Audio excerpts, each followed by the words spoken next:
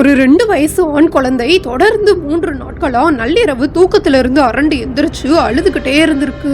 உடனே அரண்டு போன பெற்றோர்கள் மருத்துவமனைக்கு கூப்பிட்டு போய் கோவிலுக்கு கூப்பிட்டு போய் மந்திரிச்சும் குழந்தை அழுகிறத நிறுத்தாததுனால என்ன பண்றதுன்னு புரியாம குழப்பத்தோட இருந்திருக்காங்க. அந்த சமயத்துல ஒரு நாள் நள்ளிரவு குழந்தையோட பாட்டி, குழந்தைய நான் பாத்துக்கிறேன், நீங்க தூங்குங்கன்னு பெற்றோர்களை தூங்க சொல்லிட்டு குழந்தை அழுகிறத பார்த்து மனசுடைந்து முருகன்ட்ட, என் பேரன் எதுக்கு அழுகிறானே தெரியாம ரொம்ப கஷ்டமா இருக்கு, எப்படியாவது என் பேரனை நீ காப்பாத்து, திருச்செந்தூருக்கு வந்து பேரன் கையால வேல் வாங்கி உண்டியல்ல போட சொல்றேன்னு வேண்டி இருக்காங்க. அடுத்த நொடியே அழுதுட்டு இருந்த குழந்தை பாட்டி கையில இருந்து கீழே இறங்கி போய் அழுகாம விளையாட ஆரம்பிச்சிருக்கு. அந்த நேரத்துல ஒரு வண்டு வந்து குழந்தையோட காது கிட்ட 3 முறை வட்டமா சுத்திட்டு பறந்து போயிருக்கு. இந்த விஷயத்த பார்த்த பாட்டி காதுல தான் பிரச்சனை இருக்குன்னு புரிஞ்சுக்கிட்டு குழந்தையோட பெற்றோர்கள்ட்ட நடந்த விஷயத்த சொல்லி காது மருத்துவமனைக்கு கூப்பிட்டு போக சொன்னதுனால அவங்களும் கூப்பிட்டு போய் பார்க்கும்போது மருத்துவர் 2 காதும் புண்ணா இருக்குன்னு சொல்லி மருந்து கொடுத்து குழந்தைய குணப்படுத்திருக்காங்க.